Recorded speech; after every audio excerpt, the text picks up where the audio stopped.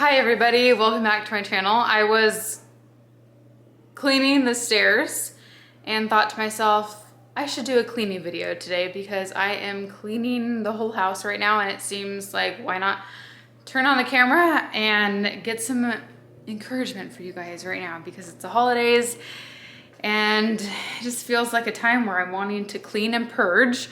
So this will be a declutter / clean up with me, get some motivation to get things done. I am cleaning our stairs. I made not a great decision, and when we redid these stairs, they're way too light. And so they've been needing to be cleaned for a long time. Here is my carpet cleaner that I use. It's really nasty already. I just started. I'm truly just on the second step. It's hard to tell too because when they're wet, they get darker. So until they dry, I won't really notice, but I want to clean the carpet. And I also want to clean all of these, just like random spots of the house. This is from Hoover. I'll link it down below if you guys are interested. In our guest room, I have all this stuff that I'm trying to sell right now. This garland we had upstairs and we just don't need it anymore. And I feel like it's just cluttered. So I'm getting rid of that garland. This table we don't have a use for anymore. Just some random stuff. Some photos, decor. These are these hanging baskets I got over a year ago and we've never used them. We're not going to. So yeah, just trying to kind of clean up in here. We've got, this is like our wrapping station for gifts. Before we continue the cleaning, I have to show you this really great antique find. I found this sweet vintage chair for $30 and I think she is just so precious. I love the stitching. So now I'm trying to sell this bench because this to me is too modern and contemporary. So I'd like to get just like a antique spindle bench to match. I had to insert this clip in because look what I found at an estate sale. And ignore my voice. I've not had a voice for like 4 days, but this is exactly what I was talking about and I can't believe I found one. Okay, so this should be interesting filming a voiceover today, the day I have like no voice. I just had a spoonful of honey to soothe my throat. But yeah, I just feel like I have a lot to talk to you guys about in this vlog. So a voiceover will be nice because we can kind of catch up while I clean. So I'm cleaning the stairs with my carpet cleaner and they did turn out definitely a lot better, but if I were to go back in time, I would definitely get different carpet for these stairs. I would get something a little bit darker or something with a little bit more contrast or even pattern. It just shows way too much. So we just got back from Texas. We went Wednesday through Saturday to visit. My parents live out there. One of my brothers lives out there and his family. So we were just outside of Austin and I feel like traveling kind of takes everything out of me. And the kids already were getting over a cold and then I got it like the day we left. I was like, no, I thought I was in the clear. I was just pounding the vitamins and it got me. So we've just kind of had like this cough and it just lingers. So I don't feel sick though. Like none of us have felt bad. It's just this annoying cough. And I just feel bad being around people because I just sound really bad, but I've just been having like cough drops 24/7 and we've just been having so much cough syrup just so we are not coughing all the time. It's like such a pain. And we were flying. So, oh my God. And I'm such like I'm always self-conscious of other people around me. And to have 3 kids who were going onto a plane coughing was very stressful for me. But luckily the kids' coughs kind of tapered off and they were way better. So that was good. But anyways, our trip was really fun. We had a good time and now it's nice to get back into the swing of things and just kind of get everything like prepped and ready for Christmas. I did want to talk about decluttering though, especially in December for us. So regardless of the time of year, we always do donate Fridays, if I remember. I'll tell the kids a number, so it might be 5, it might be 10, and I'll say you need to find 5 things to donate in your room. It could be clothes, it could be toys, books, things that you're not using, or things that don't fit. Sometimes it is also trash. If they have things that they've made and they no longer need, papers, like it can really be anything. So when I say 10 things, it's not like 10 huge things. Some, one piece of paper could be one item. And that is my way of keeping the clutter down in their rooms, because as you guys know, with kids, the clutter can pile up very quickly. And not with all of my kids. They're all different in their own ways, but Violet is she's so creative, and she will use things around the house to make a village in her room, and she'll create all these people out of popsicle sticks and tags that we're not using, and she'll cut out pictures from boxes from the grocery store, whatever it is. She comes up with the coolest things, and it's all in her room.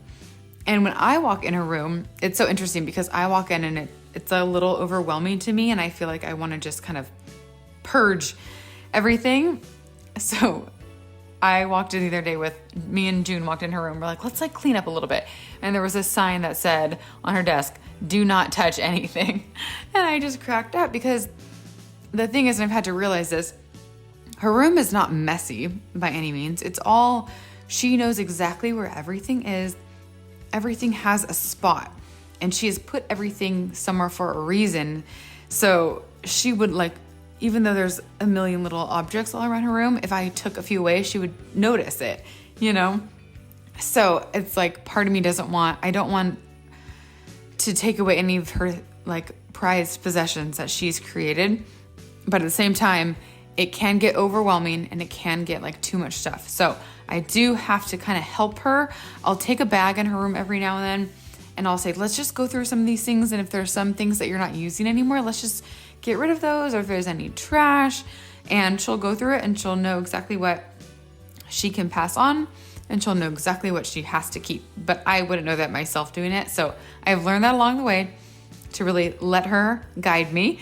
But then June, her identical twin sister, is so different, and her room is so, she gets rid of stuff on her own if she doesn't use it. So for her, it can be a little hard if I say, find 10 items to get rid of, because her things in her room are so kind of curated, and she puts them minimal, I guess I would say. Her room's pretty minimal, and she has probably a third of the stuff that Violet has somehow. I don't know how it happens that way. And I think Owen would be in the middle of the two of them. So he's somewhere in between.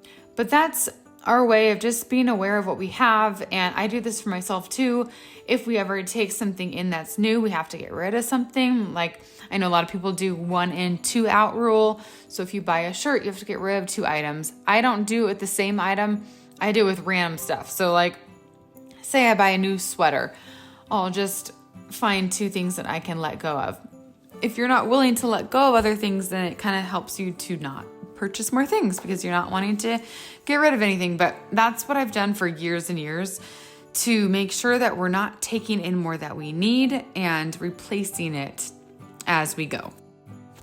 And then here I'm sorting our laundry based on whose room it goes into. So I have a bin for Owen and a bin for the girls, and then they can put their clothes away from there. Okay, I need a little break because I'm gonna make some coffee and get re-motivated, but I have to show you guys the cutest thing down here on our tree. Pretty much all of these except for 3, the kids all made by themselves for family members, and I just think it's the sweetest thing. Half of them are letters that they wanted to wrap. It's pretty cute. This is gonna be a super, super fun Christmas. Okay, I'm gonna do leftover coffee. Not much, just like that much. With a dash of milk and some ice. As a little pick-me-up.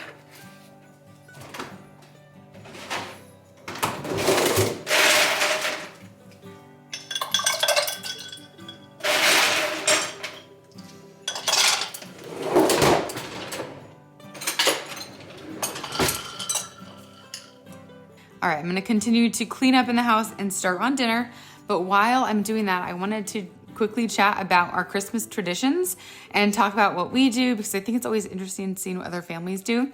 So Christmas Eve, we always spend that with Andrew's extended family, and we will do like an early dinner, or this year we're doing a late lunch, and we do white elephants. We eat, we hang out, and then after that, our family, so just me, Andrew, and our kids, go to church Christmas Eve night, and we like to get all dressed up. We go to church, we come home and look at all the Christmas lights around our neighborhood. We put on our jammies once we're back, and we get everything ready for Santa. So we'll get out the cookies, the milk, and we all sit together and read 'Twas the Night Before Christmas, which is something that I always did growing up. So it's nice to carry on that tradition to my kids. It's really special. And then Christmas morning, we have that at our house, just us. We will open presents, and we'll sit down and Andrew and I will have coffee while the kids open presents. And then we do an egg casserole, cinnamon rolls, and we eat like a later breakfast together. And that's what we did with my family growing up. So it's nice to do that too. And then we just kind of hang out for a while. We don't do anything much in the morning. We just hang out with our family.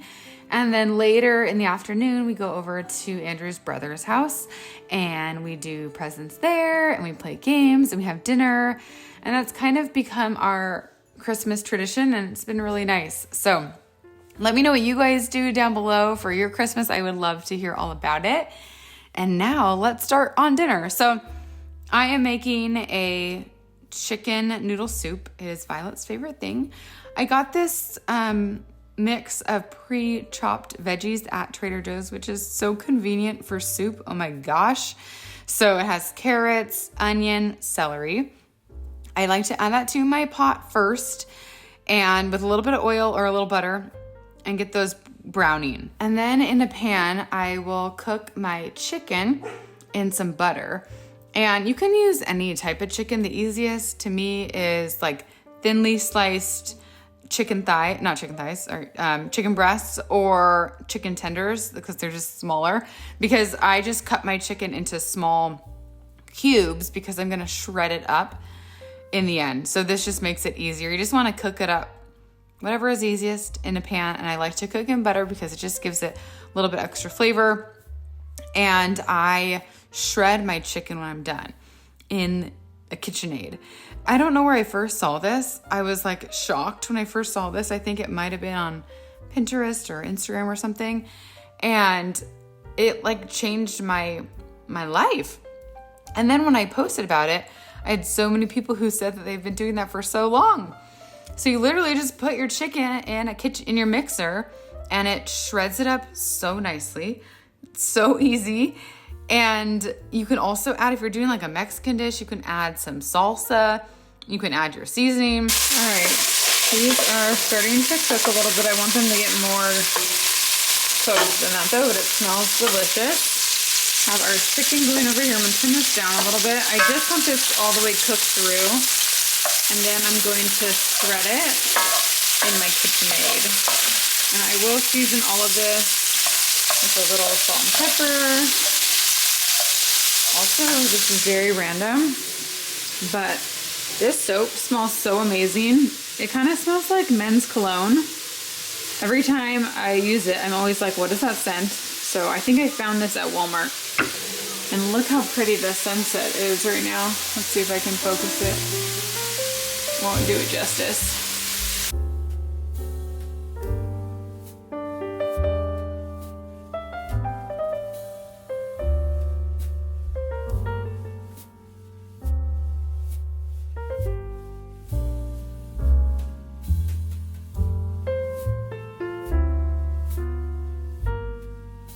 Mentioned this before. You can get this at Costco. It's peeled garlic, so much, and I keep it in the freezer. And then I just thaw a little bit out and cut it up, and it's just so nice to have on hand. And then here is our pasta selection for the night.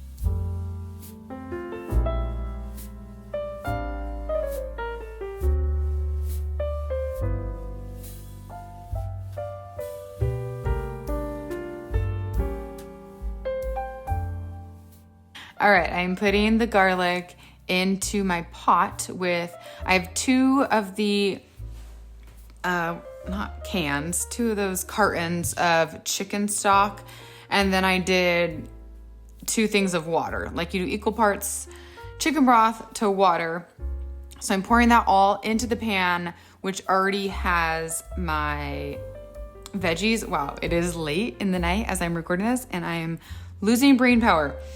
I'm mixing that all together while the chicken cooks and also while the pasta cooks. I haven't showed that yet. So I do the chicken separate and the pasta separate and my broth and my veggies separate. I've done it all together and I just find that I can't control everything quite as well as I'd like to, especially the noodles. And when you're doing gluten-free noodles, you gotta really pay attention to not overcooking them or they get really mushy and yuck. So I like to do my noodles a little al dente because you gotta also keep in mind that it's gonna be sitting in the broth, cooking a little bit more. And every time you reheat it, it just kind of cooks the noodles a little bit more. So I try to keep my noodles a little bit undercooked. But the easy thing is once everything's done, then you just pour it all together and mix it up and it's ready to go.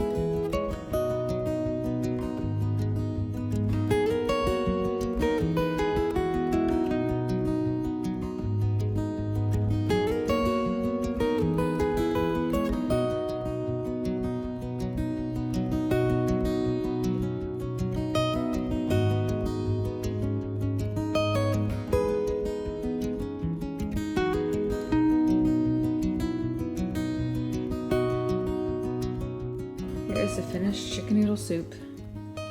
Looks delicious. And this will last us a pretty long time too. Okay everyone, it is the following morning because some nights I do not clean up after dinner and it's just been a day. I try my best to clean up all the dishes before we are like all done with dinner and everything, and the kitchen is just kind of like done for the night. That is always the goal, but sometimes the goal is not reached and it's okay. I am not like, I don't beat myself up over it. So as we approach all the holidays and all the stuff, I just want to encourage you guys to take a can't even talk. I was gonna say take a breath. I think I need to take a breath too. It can just get hectic quick with kids and all the activities. I heard somewhere that the average amount of events people have for this month is 10. And that just seems like so many. I think we have about 5. The kids are in a recital. They were in the church choir. We have a ornament making party for them. I have a gift exchange with my friends. That is 4.